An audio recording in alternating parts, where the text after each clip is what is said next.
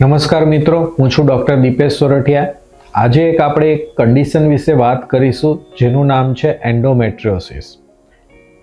એન્ડોમેટ્રિયોસિસ એક એવું કન્ડિશન છે જેમાં એના કારણે સ્ત્રીની ક્વોલિટી ઓફ લાઈફ પણ બગડી જતી હોય છે.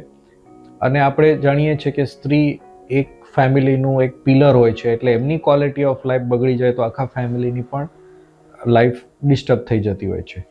શું છે એન્ડોમેટ્રિયોસિસ? નોર્મલી દરેક સ્ત્રીના ગર્ભાશયમાં એક એન્ડોમેટ્રિયમ કરીને લાઈન હોય છે, એટલે જે દરેક માસિક સ્ત્રાવ આવે એટલે એ જતી રહેતી હોય છે.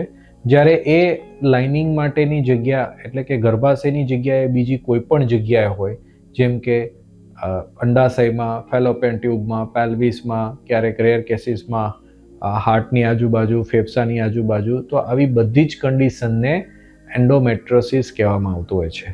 એન્ડોમેટ્રિયોસિસ છે એ હોર્મોન રિસ્પોન્સિવ વસ્તુ છે, એટલે કે જેની માસિકની સાયકલ હોય છે એ પ્રમાણે એમાં હોર્મોન રિસ્પોન્સિવના કારણે એનો ગ્રોથ થયા કરતો હોય છે. મોસ્ટ કોમનલી એન્ડોમેટ્રિયોસિસ અંડાશયમાં થતું હોય છે, જેને એક પર્ટિક્યુલર નામથી ઓળખવામાં આવતું હોય છે, જેને અમે ચોકલેટ સિસ્ટ કહેતા હોઈએ છીએ. એને એવું એટલા માટે કે એ બ્લડના અંદર વારંવાર ભરાયા કારણે એનું મટીરિયલ ચોકલેટ કલરનું થઈ જતું હોય છે, એટલે એને ચોકલેટ સિસ્ટ કહેવામાં આવતું હોય છે, જે મોસ્ટ કોમન સાઇડ છે એન્ડોમેટ્રિયોસિસની. એન્ડોમેટ્રિયોસિસના મુખ્ય લક્ષણો શું હોય કે 20% કેસીસમાં કોઈ પણ એવા લક્ષણો નથી હોતા, એ એક્સિડેન્ટલ ફાઇન્ડિંગ હોય છે ચોકલેટ સિસ્ટનું. બાકીના જે 80% કેસીસ હોય છે જેમાં પીરિયડ્સ વખતે એમને સિવિયર પેઇન થવું, ઇન્ટરકોર્સ વખતે પણ પેઇન થવું, વધારે પડતું માસિક સ્ત્રાવ આવો અને પેલ્વિક પેઇન થવું, આ બધા ઘણા બધા વસ્તુઓ રહેતી હોય છે. એન્ડોમેટ્રિયોસિસનું નિદાન બહુ સરળ છે.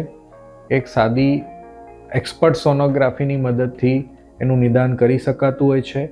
અમુક કેસીસમાં જરૂર પડે તો MRI પણ કરાવવાની જરૂર પડતી હોય છે.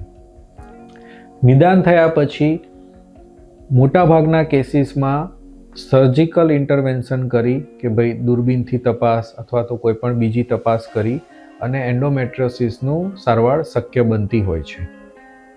જો આપ પણ આવી કોઈ કન્ડિશન કે એન્ડોમેટ્રિયોસિસ કોઈ પણ જગ્યાએ પીડાતા હો તો તમારે નજીકના વંધ્યત્વ નિષ્ણાંત કે સ્ત્રી રોગ નિષ્ણાંતનો સંપર્ક કરી અને એની સારવાર કરાવવી જોઈએ.